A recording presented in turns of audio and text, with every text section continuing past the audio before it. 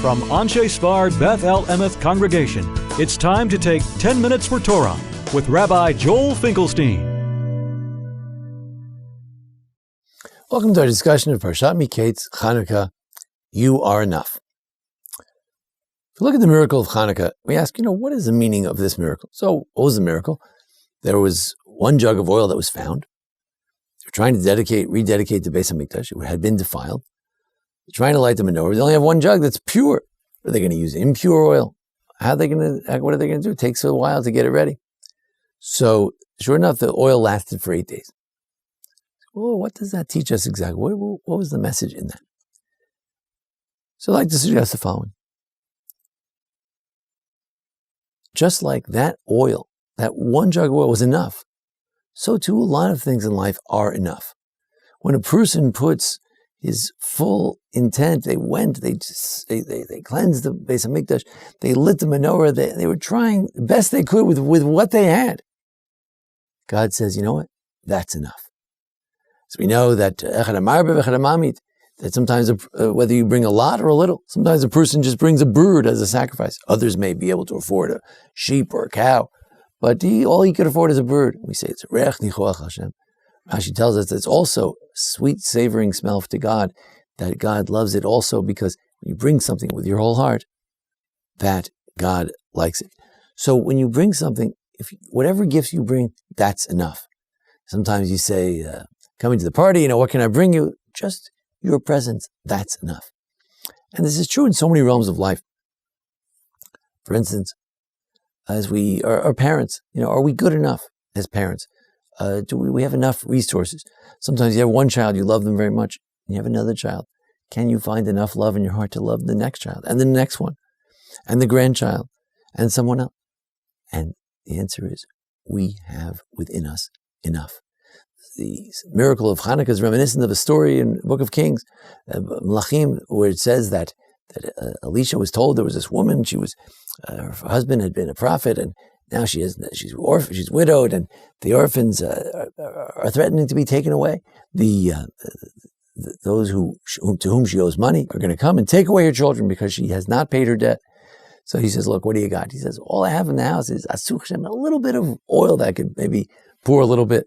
He says, "Take that oil and borrow as many vessels as you can, and pour the oil from that little jug, and it'll fill up all the other vessels, and then you'll have enough to pay back the creditors."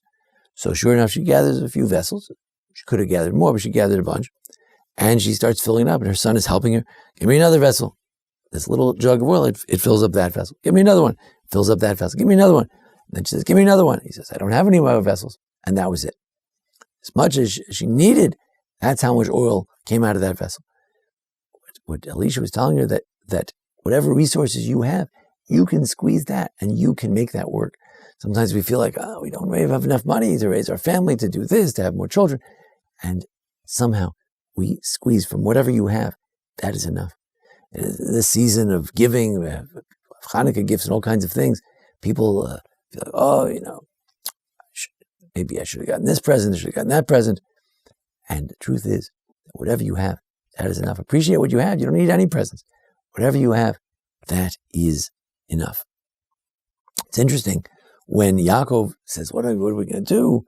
This crazy guy, he's torturing my kids. He makes them come back. He took away one of the other kids. He took away Shimon.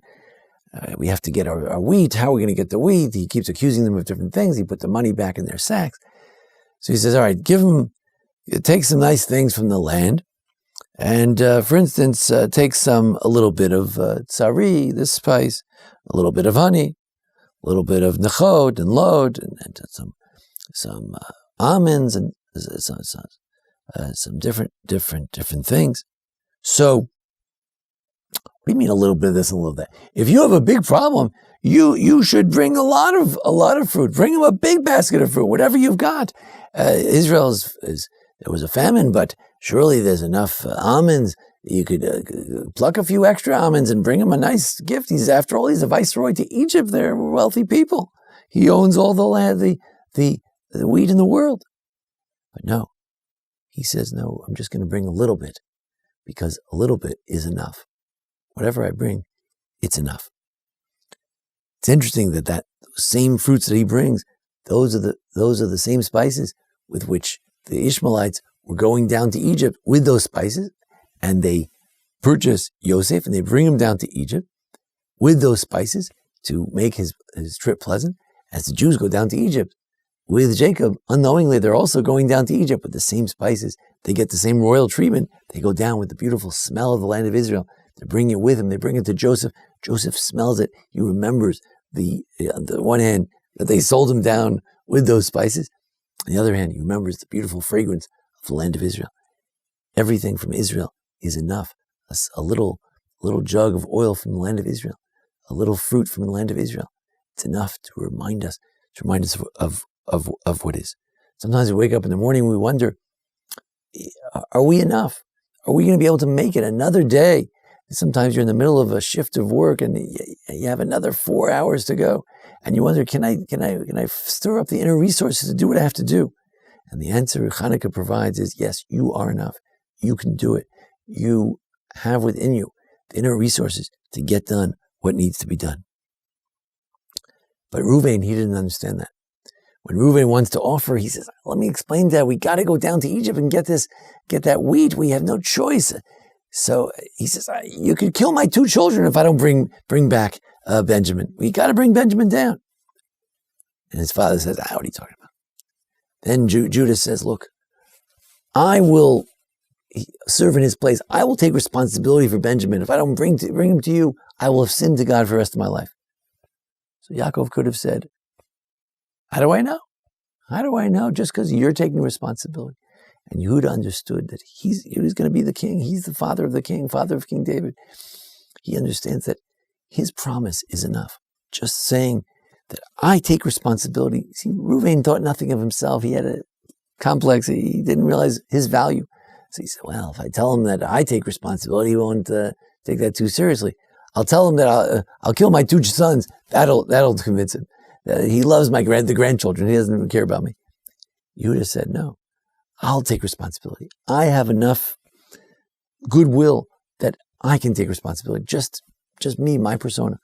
He understood that he is enough. His word is enough. There's the idea of a good enough parent. Can we really be perfect parents? No. But can you be a good enough parent? That you can't be. And that's something that the holiday of Chanukah tells us. That's what Yaakov told him when he went down to Egypt. You know what? You don't have to throw in the kitchen sink. Bring him something nice from Israel, even just a little bit. A little bit from the Holy Land of Israel. That's enough. A little bit of ourselves, of our presence, of our goodwill, of our love. It's enough. If we understand that, we won't be so hard on ourselves. We'll be able to find those inner resources. And just like the candles that lasted for 8 days, they should have lasted for 1. We'll find the inner resources to continue to love, to care, to share with others.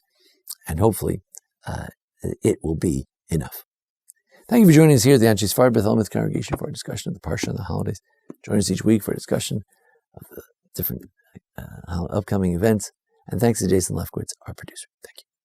This has been 10 Minutes for Torah with Rabbi Joel Finkelstein. To learn more, visit asb.org.